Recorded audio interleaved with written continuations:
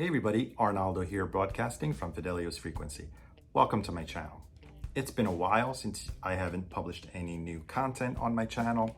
Reason being, I took a break. Actually, I started to enjoy the summer. I went on vacation for a little over 2 weeks. I was actually out of the country and I am back, and hopefully I'll be able to produce and bring you some more content that you may or may not enjoy, but I'll give it a shot.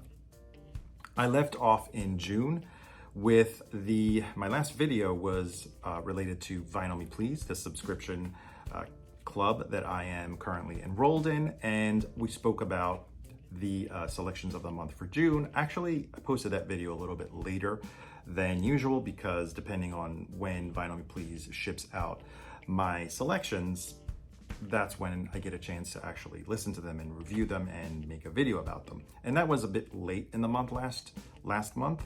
This month instead, when I wasn't here to receive them, they actually shipped them out quite early, but I got them upon my return and spent the last week listening to them, and here I am to talk to you about them. So let's start off with the first selection, which is my main selection of the month. You probably saw it in the thumbnail and in the title of the video, and that is the Essentials category or selection or track of the month. An album by Joni Mitchell, The Hissing of Summer Lawns. And there'll be actually something interesting. I did a mini shootout with 2 other copies that I have, and I'll give you my impressions on how this compares to those other 2 versions that I have.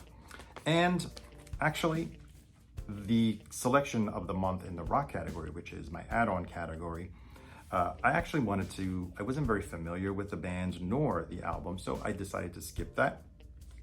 And I opted instead to go back to the previous month's selection in classics. And that's the great thing about Vinyl Me Please. If you don't like or not interested or not familiar with the selection of the month in your subscription, you can either swap it for credit or swap it for hundreds of other titles that are available, whether they are exclusives to Vinyl Me Please, whether they are old records of the month. And for this month, for the month of July, I actually swapped it for the classic selection of the month of June, and that is the album by Blackman. So before we talk about the 2 albums that I received in the month of July, I'd actually also like to mention the other selections available in Vinyl Me Please for the month of July. So for the classics selection of the month, we have a live album by Alice Coltrane, Transfiguration from 1978. As the hip hop selection, the month of July featured Method Man and Redman, the album from 1999 called Blackout.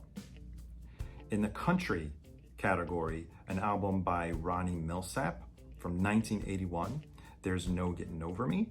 And the track that I swapped for a past classics track is the rock track, which I opted not to get this month, an album from 2008 by Los Campesinos called We Are Beautiful, We Are Doomed.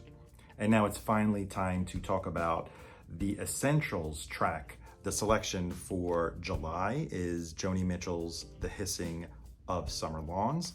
I typically do an unboxing. This one will actually be a very short one because Joni Mitchell expressly requested that no additional materials be included with the album. So we won't have a poster or a customary art print, nor do we have a booklet with listening notes. And that's actually quite interesting because as of maybe a few weeks ago, Vinyl Me Please announced that going forward, and I think maybe they're actually listening or watching my videos because I've expressed some, not necessarily negative thoughts about some of the booklets, but I had some reservations with the inclusion of some of the booklets, which in my opinion don't always contribute much in terms of artwork. Yes, they do have a lot of great and insightful essays, but in terms of additional pictures or artwork, they're sometimes a bit lacking. And most importantly, when they include booklets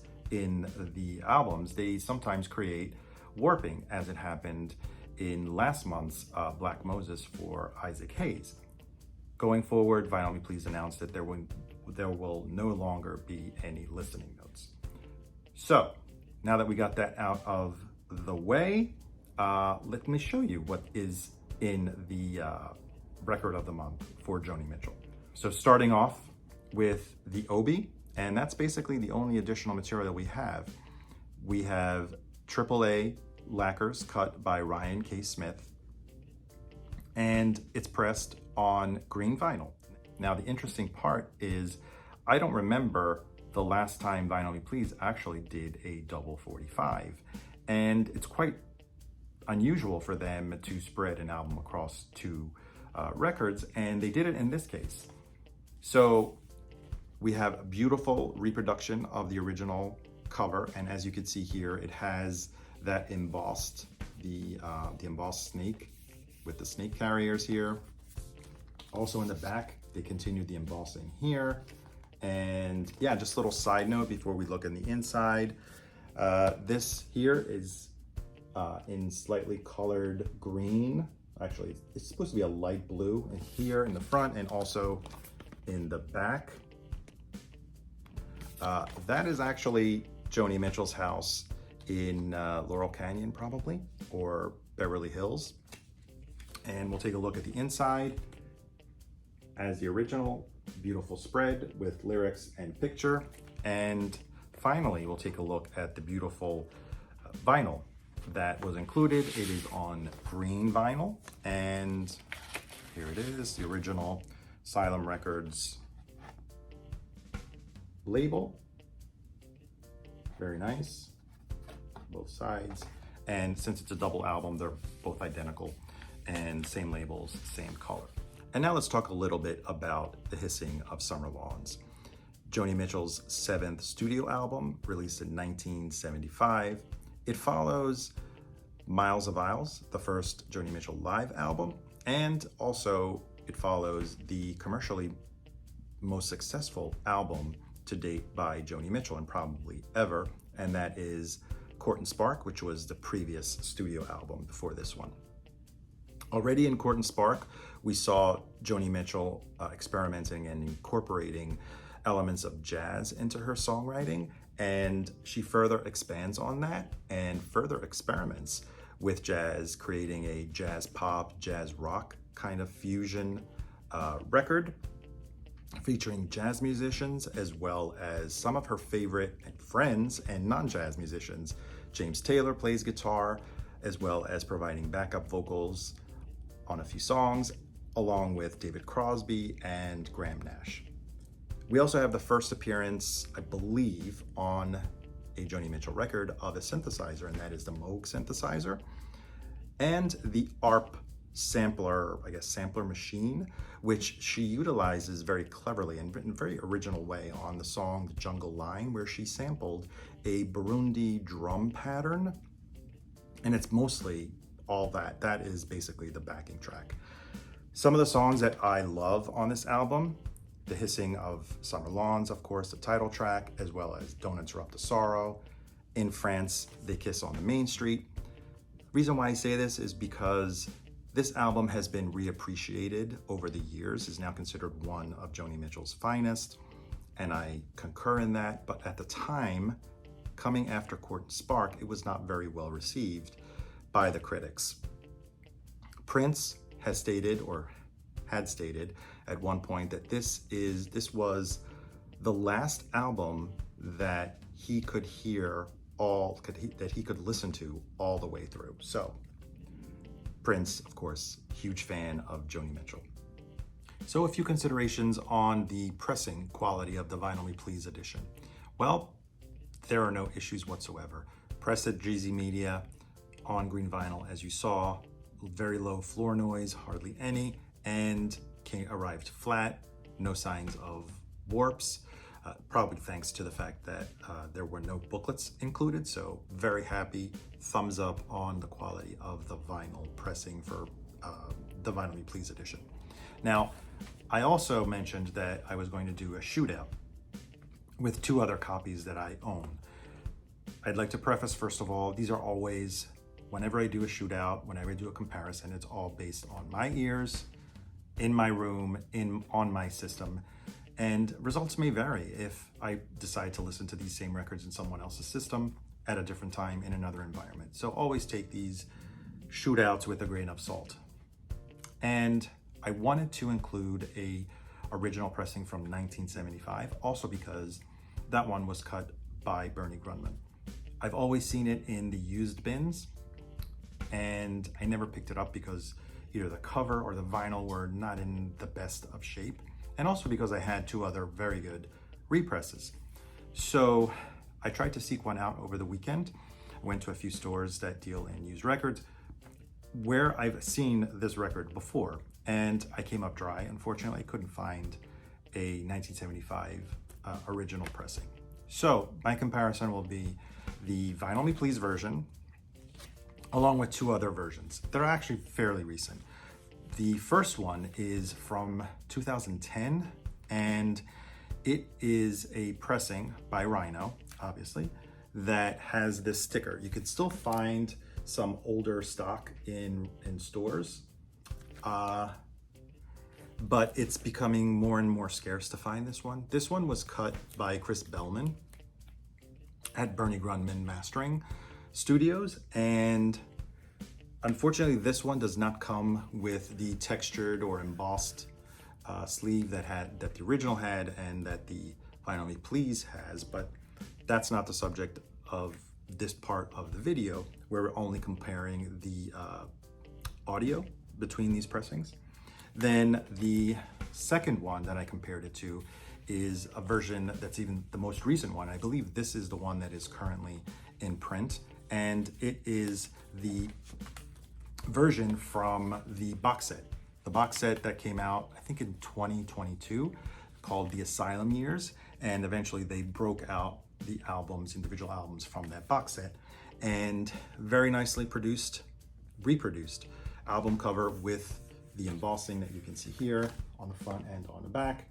And this one was mastered and cut by Bernie Grundman. So we have two records, two versions, probably 10 years apart, that were actually mastered at the same mastering studio, because Bellman cuts at the same mastering studio, works for Bernie Grundman. And we have Ryan K. Smith. So the first thing I did was compare, which I never really did, even though I had them for quite some time, the two versions, the two older versions that are at 33. Mind you, the new version by Vinyl Me Please is 45. So probably it already starts off with an edge, but I started off comparing these two, and I noticed that there isn't a huge difference between the two. I've read some reviews where one audiophile expert claimed that the more recent one, cut by Bernie Grundman from 2022, sounded a bit more compressed compared to the Bellman cut. I didn't notice so much that it was compressed. What I did notice was the quality of Joni Mitchell's voice on the Bellman cut that sounds a little bit more lively, maybe a little bit more upfront, maybe clearer in a certain way. But for me, that was the main difference. Pretty much, I didn't notice any significant differences with regards to the soundstage. The top end, bottom end seems very comparable for both of them. If I have to say one thing though, probably the Bellman cut appears a little bit more dynamic, and that the voice, Joni Mitchell's voice, sounds more alive and a little bit more to the forefront. So between these two, I would say I prefer the Bellman cut from 2010, I believe this is. Then I compared it to the Vinyl Me Please version, and that was actually a very nice comparison, because actually a little challenging, because you have to switch from 33 to 45. So that takes a little bit more effort when you have only one turntable like I do. And the same differences that I noticed in Joni Mitchell's voice between the first, the Bernie Grundman cut, the more recent one, and the first Bellman cut that I had, appeared even more evident on the Vinyl Me Please, where Joni Mitchell's voice has a much more natural, almost, I don't want to say 3D, but definitely has more body to it. It's even more so alive compared to the Chris Bellman cut. I also noticed that maybe there's a little bit more top end on the Vinyl Me Please version and a slightly deeper and slightly wider soundstage. I was expecting a huge improvement on the bottom end, being this cut at 45 RPM versus the 33 versions that I was listening to. I didn't notice that much more bottom end on the 45 RPM, but what I did notice is maybe a little bit more clarity and even more a dynamic sound coming from the speakers. That compared to obviously the Chris Bellman cut. So it comes down to what you prefer. I'm happy, very happy with the 45 RPM from Vinyl Me Please, and I'm actually happy also with the Chris Bellman cut at 33. So on the days that probably I'm lazy and I don't want to get up very often, I think I'll spin the Chris Bellman cut. And unfortunately, I can't dispose of the Bernie Grundman cut from the box set because then I'd have an incomplete box set. So I guess I'm going to be left with still 3 copies of Hissing of the Summer Lawns, and which is not actually a bad idea because this is a fantastic album and I think everyone should have at least 1 copy in their collection. As I mentioned earlier in the video, I also have an add-on track, an add-on selection to my subscription, which is the rock category. And this month I wasn't very familiar with, nor was very inclined to get the current selection for rock, which is Los Campesinos. So I decided to swap out for an album that actually takes me back to the previous month, to the month of June, in the classics category. I wasn't very familiar with this artist nor the album, and decided to investigate further, and I found out that I actually really liked it. So this was a perfect opportunity this month to swap out and catch up on last month's classics selection, which is, or was, Don Blackman, the self-titled first album by this artist. So let's start off with the unboxing and start off with the Obi, which tells us that the release is an all analog release cut from tape by Ryan Smith at Sterling Sound.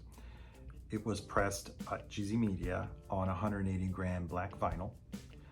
The package also comes with a booklet with listening notes, which we will get to in a bit. But first, let's take a look at the album cover. Beautifully executed, excellent materials, high gloss album front, as well as the rear, heavy tip-on cardstock, and the inside of the jacket actually has a matte finish with credits and lyrics, as opposed to the Joni Mitchell album that we just saw. That one was not a tip-on jacket. It was slightly thinner cardstock, still quite thicker than your standard jacket, but probably because of the embossing, they could not replicate the embossing on a tip-on jacket. And now let's take a look at the vinyl. The vinyl, as I said, as we saw before, is on black vinyl and reproduces the original label, the GRP. And finally, the booklet, which is all in black and white, not too many additional pictures, just this one, which is basically a reproduction of the front cover of the album, and an essay by Ben Grundman. As you can see, just all plain black and white, expanded text, a couple of blank pages. So I'm actually quite happy, and this is probably one of the examples why I don't think that sometimes these booklets add that much to the release. But let's talk about this release. I'm actually a month late, but I didn't pick it last month in June, so I'm glad I was able to swap for it here in July. Don Blackman is an artist. He's a pianist, mostly a jazz pianist that comes out of the orbit of Parliament and Funkadelic. He played with them And the essay actually focuses a lot on the background of that whole scene of Parliament and Funkadelic and George Clinton, and doesn't really expand too much on the history of Don Blackman, probably because there isn't that much. I even looked at the Wikipedia page and there's not too much information about his discography, only that he is basically a jazz pianist. And he was also part, in addition to playing with Parliament Funkadelic, he played with Earth, Wind and Fire. And together with Lenny White, he formed a band towards the end of the 70s, beginning of the 80s, that released 3 albums called 29. But this one here, the self-titled, is the first album by Don Blackman. Came out in 1982. And it does have a funk, but a jazz funk element to it, almost like a soul jazz element to it. So it's kind of a fusion record. Very, very enjoyable. I really liked it when I was listening to it. There were times that I thought that I was listening to like a Funkadelic or more like a Parliament album. And he sings. He's also helped by 2 backup singers that you see here. And Don Blackman died very young. He died in, I believe, in the early 2000s of cancer, sadly. He also was featured, in addition to Earth, Wind & Fire, featured on other more pop records, like Sting on Brand New Day, even on That's the Way Love Goes, the track by Janet Jackson. So I am really happy. This album actually has been out of print forever on Discogs, on eBay. It has been, original copies of this record have been going for quite a penny. So I'm actually very glad. Kudos to Vinyl Me Please for fishing this out and for giving us a splendid version of it. I'm really happy I got this. I'm really happy that other people that have chosen it last month, that had chosen it last month, decided to highlight it, and I'm glad I was able to get a copy before Vinyl Me Please it goes out of stock. Considerations on the pressing: sounds phenomenal, no issues whatsoever, flat, quiet. Obviously, it's impossible to compare it to an original, but I am very satisfied. The music really comes alive on this pressing. Very happy with it. And good luck finding an original to compare it to, right? At an affordable price. So that kind of wraps it up for this month's Vinyl Me Please video. The month of July at the very tail end. Please do not hesitate to pick this up. It probably will go out of stock. Such a good release. And once the word gets out, if it isn't already out, this will be a little difficult to get in the upcoming months. And thank you so much for being patient, for waiting for a new video if you have been waiting. After my vacation, please go out, enjoy the summer, take a vacation, disconnect from YouTube. You'll come back even more energized. And that's it for today. I will see you on the next one. Bye.